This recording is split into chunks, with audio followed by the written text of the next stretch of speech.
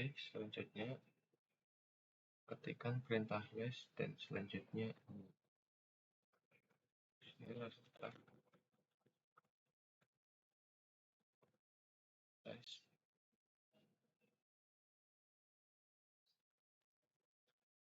Seperti ini.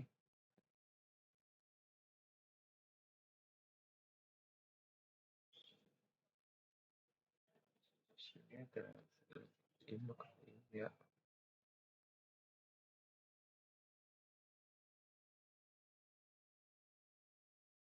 Ini ada story, lalu kita coba hubungi.